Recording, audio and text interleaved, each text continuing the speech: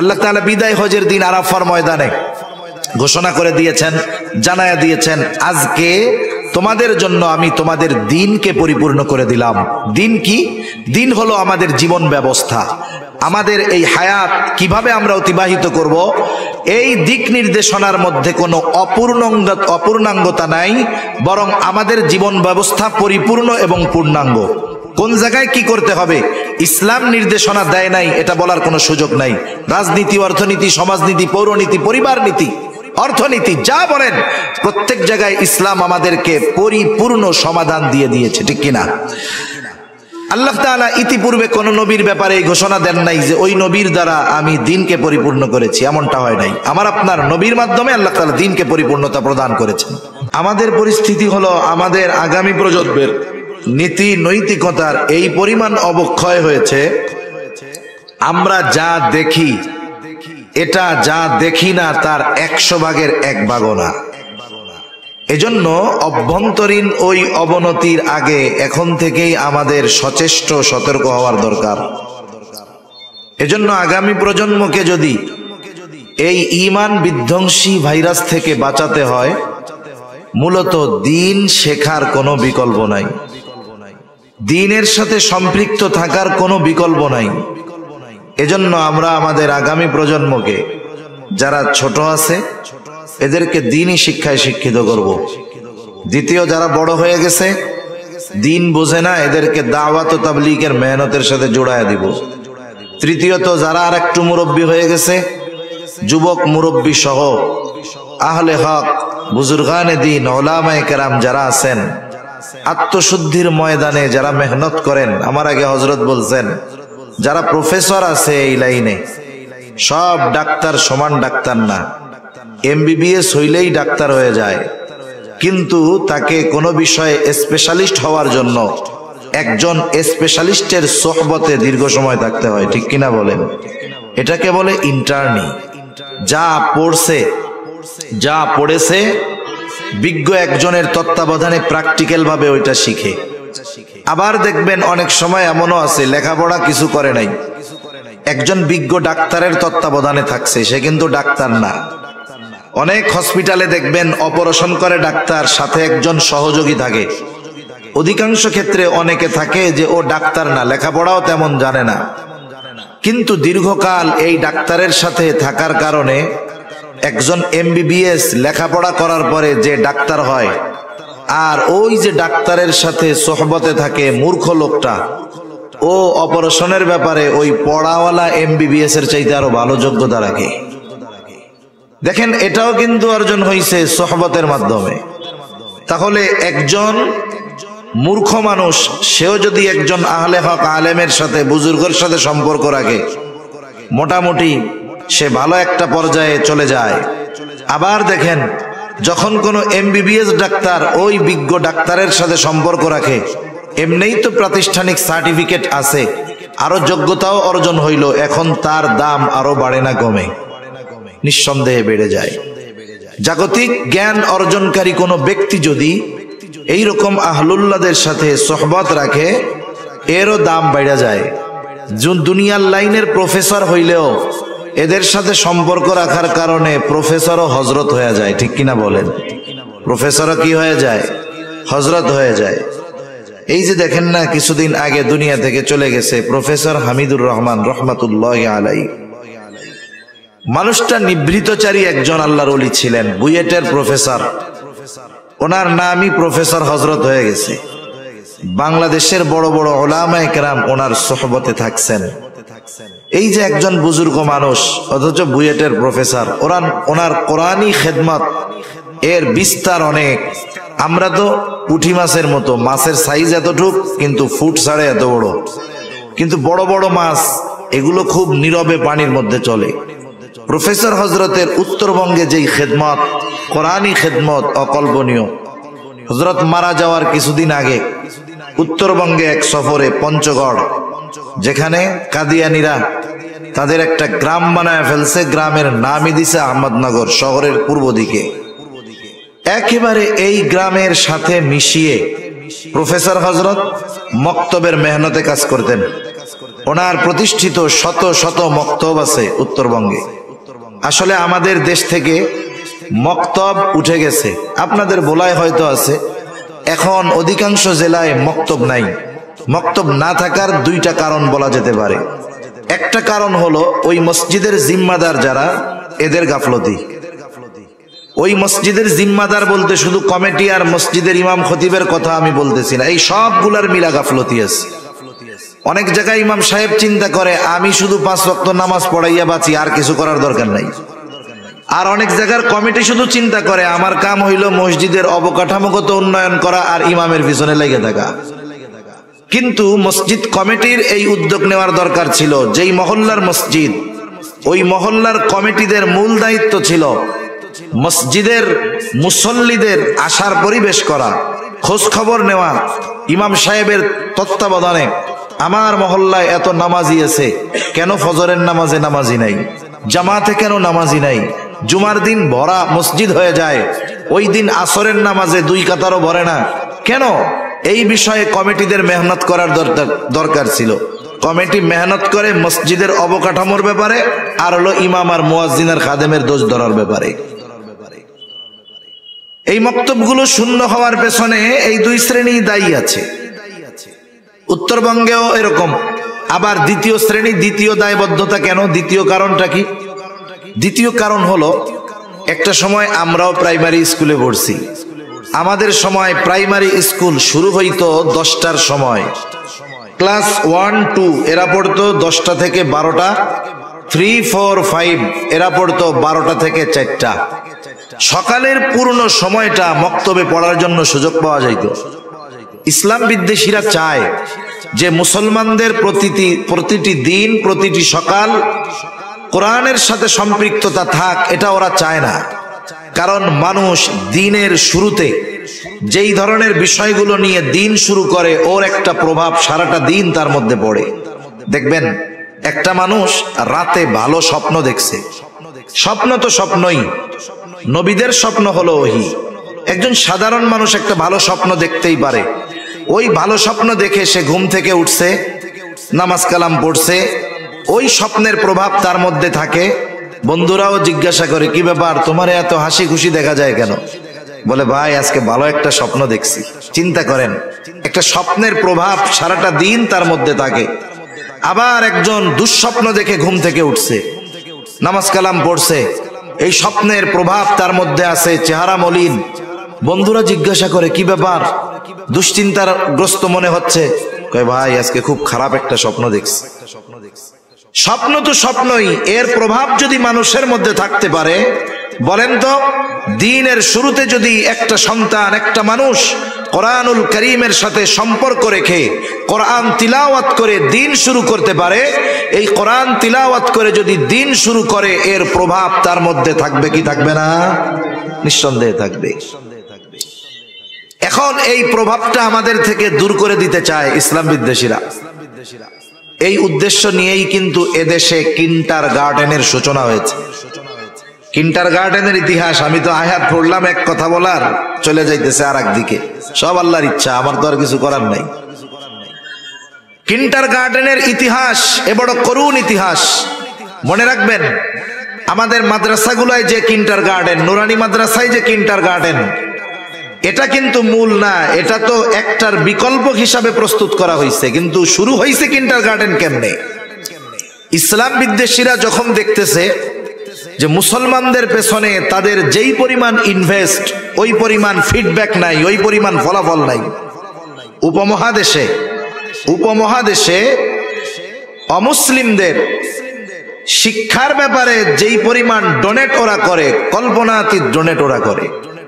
মনে রাখবেন, অমুসলিম খ্রিস্টানেরা এরা যদি আমাদের সাথে বন্ধুত্ব করে, বুঝবেন এই বন্ধুত্বের পেছনে আমার সর্বনাশ নিহিত আছে। এই বন্ধুত্বের পিছনে আমার আপনার সর্বনাশ নিহিত আছে। এই যে বর্তমান শিক্ষা ব্যবস্থা, পাঠ্যপুস্তকের যেই হালত, এখন যেই পাঠ্যপুস্তক আমরা আমাদের সন্তানদেরকে শিক্ষা প্রতিষ্ঠানে পাঠাই কেন? মূল উদ্দেশ্য হলো, শিক্ষার মূল উদ্দেশ্য হলো একটা সন্তান লেখাপড়া শিখে সৎ চরিত্রবান নৈতিক সম্পন্ন একটা মানুষে পরিণত হবে। ঠিক কিনা বলেন?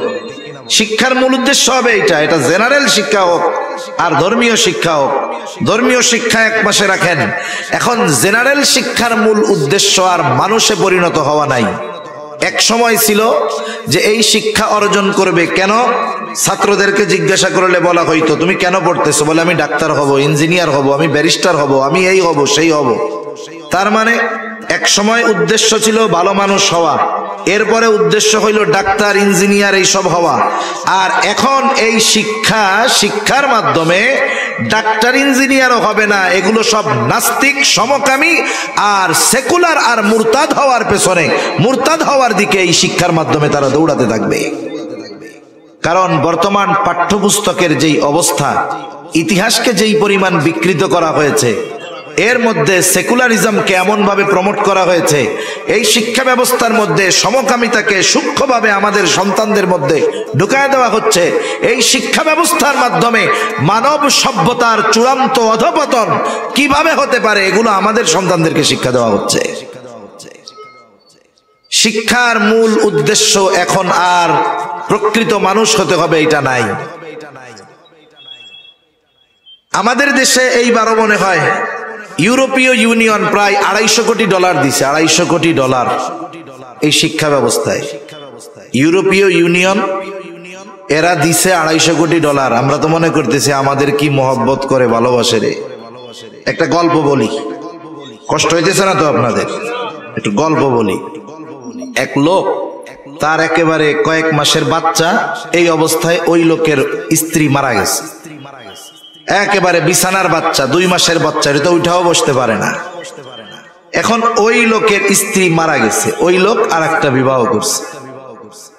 তা এই সৎমা আসছে, এই সৎমারও একটা বাচ্চা হয়েছে। এখন ওই সৎমা তার পেটের যেই বাচ্চা, এটারে কোলে টোলে নেয় না, এটা শুধু মাটির মধ্যে গড়াগড়ি খায়।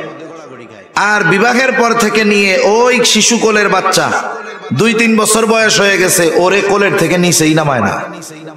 আর নিজের পেটের টারে মাটির উপরে ছেড়ে দিচ্ছে, ওইটা হামাগুড়ি খায়, মুরগির পায়খানা খায়, মাটি খায়, দৌড়াদৌড়ি করে, পড়ে, শুইলা যায়। মানুষেরা বলা বলি করে, মহিলারা, দেখছোস এটা কি সৎমা নাকি? সৎমা না, আপন মাও তো তার বাচ্চারে এত ভালোবাসে না, নিজের টারে নিচে শোয়া রাখছে, আর অন্যর পেটের টারে কত কলিজায়ের মধ্যে, বুকের মধ্যে আদর কইরা রাখে। এটা তো আপন মার চাইতে বেশি মহব্বত করে। এখন মহিলারা একদিন ওই সৎমারে জিজ্ঞাসা করতেছে, কি ব্যাপার, তুমি তোমার সন্তানের ওই রকম যত্ন নাও না? 1.5-2 বছরের বাচ্চা, এটা মাটির উপরে আমাগুড়ি খায়, মাটি খায়, মুরগির পায়খানা খায়, উঠতে গেলে পড়া যায়, ব্যথা পায়, শুইলা যায়, আর এটারে তুমি ফুলের টুকাও লাগতে দাও না? 3 বছর, 3.5-4 বছর বয়স, কোলের থেকে নামাওই না, এত মহব্বত কেন করো? আরে এটা মহব্বত না। এটা কি না? মহব্বত না। আমারটাকে মাটিতে ছাইড়া দিছি কেন জানো? যেন এইটা নিজে নিজে শিখে পাকাপোক্ত হয়, শক্ত হয়। আর এইটারে কোলের থেকে নামাই না কেন জানো? যেন এটা হাঁটা না শিখতে পারে। সেই জন্য আদর কইরা টাকা পয়সা দিলেই যে ভালোবাসে, এইটা না। আরে পঙ্গু বানানোর জন্য ওই সৎমা ওইটারে কোলে রাখছে, যেন ওইটার না চলতে পারে, শক্তপোক্ত যেন না হয়। আর নিজের টারে ছাইড়া দিছে, ওইটা যেন শক্তপোক্ত হয়। এই জন্য ইউরোপ, আমেরিকা আমাদের সাহায্যার্থে শিক্ষা ব্যবস্থায় ডোনেট করে, চিকিৎসা খাতে ডোনেট করে। মনে কইরেন না মোহাব্বত কইরা করে, বরং আমাদের সন্তানদেরকে নাস্তিক বানানোর জন্য এরা এই কাজগুলো করে। এটা বোঝার জন্য অনেক সূক্ষ্ম জ্ঞানের অধিকারী হওয়ার দরকার নাই। এখন তারা যেই পরিমাণ ডোনেট করেছে অতীতে, দেখে সেই পরিমাণ ফিডব্যাক, ফলাফল নাই। কেন নাই? এরা গবেষণা চিন্তা ভাবনা কইরা পাইছে যে মুসলমান সন্তানদেরকে ইসলাম থেকে দূরে সরানো যাচ্ছে না, ফলাফল আশানুরূপ হচ্ছে না। এর অন্যতম কারণ হলো মুসলমানের সন্তানেরা যা করে করুক, এরা এদের দিন শুরু করে কোরআনুল কারীমের তিলাওয়াতের মাধ্যমে, দিন শিক্ষার মাধ্যমে, কোরআন শিক্ষার মাধ্যমে। প্রত্যেকটা মসজিদে মসজিদে, মহল্লার একটা ছোট বাচ্চাও বাকি থাকতো না যে যেই বাচ্চা সকালবেলায় মক্তবে যাইতো না। যার নামাজ ফরজ হয় নাই, ফজরের নামাজ পড়ে নাই, অসুবিধা নাই, ফরজ তো হয় নাই, ওই পোলারেও মা উঠাইয়া পিটাইয়া মক্তবে পাঠাইয়া দিত। মক্তবে যাওয়াই লাগতো। আমরাও গেছি। এই যে মক্তবে যাওয়ার যে একটা প্রচলন ছিল, এটা এখন আর নাই। কেন নাই? ওরা গবেষণা করছে কোরআন থেকে এদেরকে দূরে সরাইতে হবে। এখন যদি ওরা আন্দোলন করে, এই তোরা কেউ মাদ্রাসায় যাইতে পারবি না, তাইলে ওরাও তো আন্দোলন করবে। তাহলে কি করা যায়?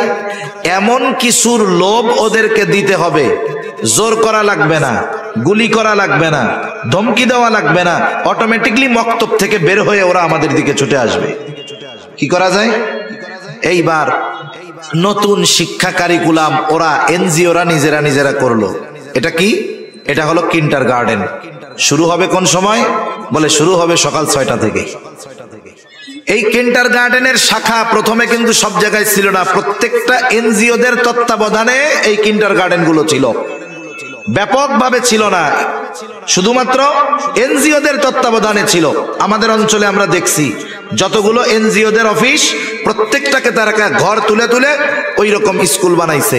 আমরা সাধারণ ড্রেস পরে স্কুলে যাইতাম, আর ওইখানে যাওয়ার জন্য হাফ প্যান্ট, সাদা শার্ট, সাথে টাই, এই ছোটবেলা থেকে ওই ড্রেস আপ গেট আপে অভ্যস্ত করছে। এখন কি এইখানে গেলে ইংরেজি শিখবে, অল্প সময়ের মধ্যে অনেক বড় শিক্ষিত হবে, ইংলিশ ইন্টারন্যাশনাল ল্যাঙ্গুয়েজ, এটা না শিখলে কোনো দাম নাই, মূল্য নাই। এই যে লোভ দিয়ে দিয়ে মুসলমানের সন্তানদেরকে মক্তব থেকে বের করে কিন্ডার গার্ডেনে নিয়ে গেল। আস্তে আস্তে কিন্ডার গার্ডেন ব্যাপক আকারে প্রসার পাইল। এখন উলামা একরাম দেখতেছে, হায় রে, মক্তব তো শূন্য, যার ভিত্তি দুর্বল, কোরআন যার ভিত্তিতে নাই, সুন্নাহ যার ভিত্তিতে নাই, এর উপরে যদি অন্য ব্যবস্থাকে দেওয়া হয় এটা কাজ হবে না। যেই বিল্ডিং এর ফাউন্ডেশন দুর্বল, আপনি বিল্ডিং এর মাটির উপরে যত সর্বোচ্চ হাই কোয়ালিটির জিনিস দিয়ে বিল্ডিং নির্মাণ করেন না কেন, ভিত্তি নাই। আপনি বালু আনছেন সেই পাবনা থেকে, সিমেন্ট আনছেন দেশের শ্রেষ্ঠটা, ইট আনছেন একেবারে সুপার 1 নাম্বারটা, বলেন তো নিচের ভিত্তি দুর্বল, আপনি উপরে বানানোর জন্য যত হাই কোয়ালিটির ম্যাটেরিয়ালস ব্যবহার করেন না কেন, ভিত্তি দুর্বল হওয়ার কারণে এই বিল্ডিং বেশি উপরে ওঠার আগেই কায়িত হয়ে পড়ে যাবে। ঠিক কিনা বলেন? দিন কোরআন শিক্ষা হলো প্রত্যেকটা মানুষের শিক্ষার বেজ, ভিত্তি। ওরা আমাদের এই জিনিসটাকেই দুর্বল বানায় দিছে। এরপরে উলামায়ে কেরাম চিন্তা করলেন, এই কিন্ডার গার্ডেন এতটা ব্যাপকতা লাভ করছে যে এটাকে পরিপূর্ণ নির্মূল সম্ভব নয়। এখন এইটার বিকল্প বাহির করতে হবে। কি করা যায়? উলামায়ে কেরাম, বিশেষ করে কারি বেলায়েত সাহেব রহমাতুল্লাহি আলাইহি সহ আরো উলামায়ে কেরাম নতুন এক পদ্ধতি আবিষ্কার করলেন, যার নাম দেওয়া হলো নুরানি পদ্ধতি। এই নুরানি পদ্ধতি, এখানে ছোট বাচ্চারা আসলে কোরআনও শিখবে তথা মক্তবের শিক্ষাও শিখবে। যেই লোভে মুসলমানের সন্তানদেরকে কিন্ডার গার্ডেনে দিচ্ছে এই ইংরেজি বাংলা, এটাও শিখবে। এই নুরানি পদ্ধতির মাধ্যমে মুসলমানের সন্তানদের ঈমান বাঁচানোর জন্য এই শিক্ষা ব্যবস্থা প্রণয়ন করে লক্ষ লক্ষ মুসলমানের সন্তানদেরকে ফিরিয়ে আনা হচ্ছে। এই শিক্ষা ব্যবস্থাটা এত সুন্দর এক শিক্ষা ব্যবস্থা, গতকাল এক পত্রিকায় দেখলাম, ফেনীতে জেলা প্রশাসক, ফেনীর টিওনো, একজন হিন্দু ভদ্রলোক, হিন্দু, তিনি মিটিংয়ে বসছেন, বলতেছেন যে প্রাইমারি স্কুলগুলোর মধ্যে ছাত্রছাত্রীর সংখ্যা কমে গেছে। কেন? সব নুরানি মাদ্রাসায় চলে গেছে। উনি পরামর্শ দিয়েছেন যে তাহলে প্রত্যেকটা প্রাইমারি স্কুলে আলাদাভাবে একজন নুরানি শিক্ষক, প্রশিক্ষণপ্রাপ্ত শিক্ষক নিয়োগ দিয়ে ওইখানে প্রয়োজনে নুরানি মাদ্রাসায় যা শিখে ওইটা শেখানোর ব্যবস্থা করে এরপরে ক্লাস চালু করা হোক, তাহলে ছাত্রছাত্রীর সংখ্যা বাড়বে। আমরাও তো এটা চাই যে প্রত্যেকটা প্রাইমারি স্কুলগুলো নুরানি স্কুল হয়ে যাক। ঠিক কিনা বলেন? আমরা ঠিক চাই, যখন চাই তখন করে না। যখন ওরা দেখে যে আমাদের অবস্থা তো খারাপ, যদি দেখে যে এই এলাকার প্রাইমারি স্কুলগুলায় ছাত্রছাত্রী নাই, তাহলে প্রশাসনিক চাপ আসবে উপর থেকে। এটা ওনারা নিজেরা বাঁচার জন্য হইলেও এখন বলতেছে যে প্রাইমারির সাথে একজন নুরানি শিক্ষক নিয়োগ দিয়ে ওইখানে নুরানি চালু ব্যবস্থা করা হোক, যাতে ছাত্রছাত্রীর সংখ্যা বাড়ে। তাই এক কথার থেকে অনেক দূরে চলে গেলাম। এই মক্তবগুলো শূন্য হয়ে গেছে। উত্তরবঙ্গেও ওই অবস্থা ছিল। উত্তরবঙ্গে এনজিওদের তৎপরতা বেশি, ওইখানে গরিব মানুষের এই অসহায়ত্ব দারিদ্রতার সুযোগ নিয়ে এনজিওরা স্কুল বানাইতো। আপনারা কি ব্যারাক স্কুলের নাম শুনছেন? ব্যারাক স্কুল মনে রাখবেন, এই ব্যারাক এরা হলো এই দেশে সমকামিতা, অবাধ মেলামেশা সহ যত ধরনের ইউরোপিয়ান পশ্চিমা কালচার আছে, ওই কালচারগুলোকে মানুষের মধ্যে বিস্তার করার মিশনে বাংলাদেশি যেই দালালগুলো আছে এর মধ্যে অন্যতম হলো এই ব্যারাক। এর মধ্যে অন্যতম ব্যারাক। এর ইতিহাস বলতে গেলে আমার আলোচনা অন্যদিকে চলে যাবে। এই ব্যারাক স্কুলগুলো এনজিওদের পরিচালিত স্কুলগুলো ছিল। ওইগুলাও সকাল সকাল বাচ্চাদেরকে পড়ানোর ব্যবস্থা করা হইতো একেবারে ফ্রি, সাথে সাথে উল্টা আরো ওই ব্যারাক থেকে ওদেরকে কিছু বেতন টাকা দেওয়া হইতো। গরিব মানুষ চিন্তা করতো, বাচ্চা পড়লে যদি মাসে 500-1000 টাকা পাই, পড়ার খরচ দিল আরো 1000 টাকা দিল, এতে আরো লাভ না? কিন্তু এই 1000 টাকা ইনভেস্ট তো ঈমান কেনার জন্য ইনভেস্ট। এটা সাধারণ মানুষ বুঝে নাই। ওরা মক্তব ছেড়ে চলে গেল ব্যারাক স্কুলে। ছেড়ে ব্যারাক স্কুলে গেল, এখানে কি শেখানো হইতো? আকীদাগত কিছু বিষয় বাচ্চাদের মধ্যে ঢুকায় দেওয়া হতো, যাতে ভবিষ্যতে তার ঈমানি দুর্বলতা এমনিতেই তার মধ্যে সৃষ্টি হয়ে যায়। কেমনে একটা উদাহরণ দেই। ছোট ছোট বাচ্চারা যাইতো, ওইখানের ম্যাডাম যারা থাকতেন অধিকাংশ ক্ষেত্রে অমুসলিম, মুসলমান খুব কমই পাওয়া যাইত। ব্যারাক স্কুলের টিচাররা, মহিলারা, আমরাও দেখছি ছোটবেলায় সাইকেল চালায়া চালায়া মহিলারা যাইতো। অন্য ধর্মের, মুসলিম ধর্মের, ইসলাম ধর্মের কম ছিল। এনারা যাইতো ছোট ছোট বাচ্চাদের বলতে, এই তোমরা সবাই চোখ বন্ধ করে হাত উঁচু করে আল্লাহর কাছে চকলেট চাও। একজন মুমিন সে যখন সর্বোচ্চ অসহায়ত্ব মনে করে, নিজেকে সর্বোচ্চ অসহায় মনে করে, সে তখন আল্লাহ তাআলার দিকে তার হাত দুইটা উঁচু করে ধরে, আবেগ দরদ নিয়ে চোখ বুজে আল্লাহ তাআলার কাছে হাত উঁচু করে দোয়া করে, চায়, বলে আল্লাহ আমার এটা দেন, এটার থেকে বাঁচান। দেখেন, ওরা বলতো তোমরা আল্লাহর কাছে চোখ বন্ধ করে হাত উঁচু করে চকলেট চাও। ছোট বাচ্চারাও তো দেখে আমার মা বাবা এরকম দোয়া করে। ওই ছোট বাচ্চা হাত উঁচু করে আল্লাহর কাছে কয়, আল্লাহ চকলেট দাও, চকলেট দাও, চকলেট দাও। এখন 15-20 বার চাইছে, আল্লাহ কি চকলেট দিছে?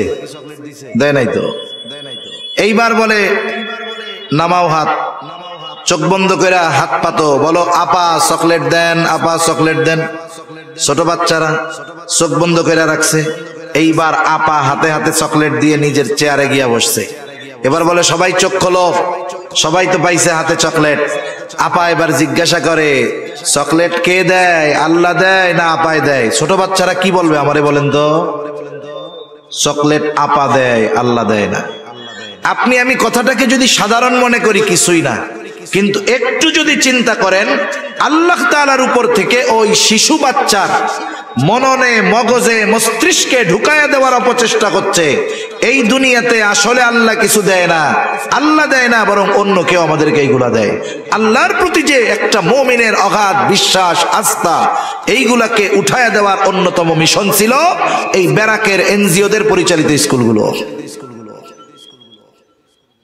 মক্তবগুলো শূন্য হয়ে গেছে। এই চিন্তা থেকে প্রফেসর হযরত হামিদুর রহমান রহমাতুল্লাহি আলাইহি উত্তরবঙ্গে হাজার হাজার মক্তব প্রতিষ্ঠা করেছেন উনি। এদেশে এখনো অনেক কোরআন প্রেমী আছে যারা নিজেদেরকে সামনে আনে না, শহরে থাকেন, কিন্তু প্রত্যেকটা মক্তব পরিচালনার যেই খরচ ওনারা দিয়ে দেন। এরকম অনেক সংগঠন আছে, ওলামা একরামের তত্ত্বাবধানে তারা ওই প্রতিষ্ঠানগুলো, মক্তবগুলো তাজা রাখার চেষ্টা করতেছে। কারণ সকালবেলায় ইমাম সাহেব মক্তব পড়াবে, উনি অন্য কাজে চলে যায়। ইমাম সাহেবের বেতনের ব্যবস্থা, মক্তবের ছাত্রদের পড়াশোনার ব্যবস্থার যা দরকার, সব কিছুর ব্যবস্থা করে দেওয়ার মতো আল্লাহর বান্দা এখনো অনেক আছে। তাদের সহযোগিতায়, ওলামা একরামের প্রচেষ্টায় এই যে মক্তবগুলো তাজা হয়েছে। এর মধ্যে অন্যতম প্রফেসর হামিদুর রহমান রহমাতুল্লাহি আলাইহি হাজার হাজার মক্তব যার দ্বারা প্রতিষ্ঠিত হয়েছে। এরপরে কি হইল? হুজুর ওই আহমদনগর কাদিয়ানীদের গ্রামের সাথেই একেবারে সীমান্ত জুড়ে একটা মাদ্রাসা প্রতিষ্ঠা করছেন, বিশাল এরিয়া নিয়ে। 2 তলা না 3 তলার ঢালাই তখন চলতেছে। আল্লাহর বান্দা দুনিয়া থেকে চলে গেছে। তা আমি যে কথার থেকে এই কথার দিকে চলে গেলাম, মূল আয়াত হাদিস যা পড়লাম তার কিছুই কইতে পারলাম না। তা চিন্তা করে দেখেন যে আহলুল্লাহদের সোহবতে আসার কারণে একটা মানুষ প্রফেসর থেকে হজরত হয়ে গেছে। আবার দেখেন আছে অধ্যক্ষ মিজানুর রহমান সাহেব, উনি জেনারেল শিক্ষিত, দেওনার হজরত হয়ে গেছে। এগুলো উলামায়ে কেরামের সোহবতে এসে দেওনার হজরত, যেই হজরতের খলিফা, আর দুই হজরতের খলিফা আজকে এখানে আসতেছেন, মুফতি মনসুরুল হক সাহেব দামাত বরকাতুহুমুল আলিয়া, হজরত আর দুই হজরতের খলিফা। এই যে উলামায়ে কেরামের সংস্পর্শ, উলামায়ে কেরামের সোহবত, এগুলো মানুষের জীবনকে দামি বানায় দেয়, এগুলো মানুষের দুনিয়া আখেরাতের পদোন্নতি ঘটায়। এজন্য আমরা উলামায়ে কেরামের তত্ত্বাবধানে থাকবো তো ইনশাআল্লাহ। কেন থাকবো? কারণ আসলে উলামায়ে কেরাম হলো নবীর ওয়ারিস। উলামায়ে কেরাম নবীর ওয়ারিস।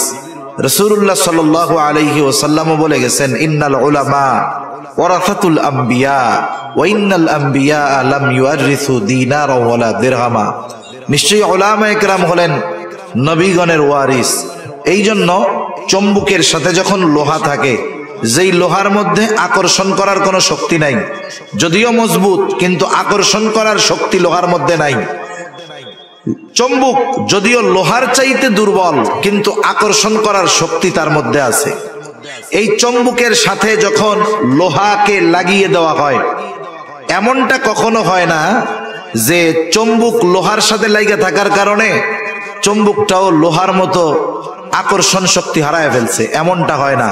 বরং লোহা যত মজবুত হোক, চুম্বকের সাথে লেগে থাকার কারণে, দীর্ঘ সময় থাকার কারণে একটা সময় ওই চুম্বকের আকর্ষণ শক্তির কিছু শক্তি ওই লোহাটাও অর্জন করে। তখন কি হয়, ওই লোহা গিয়ে যদি আরেকটা লোহার কাছে যায়, আরেকটা লোহাকে সে তার দিকে টেনে আনতে পারে।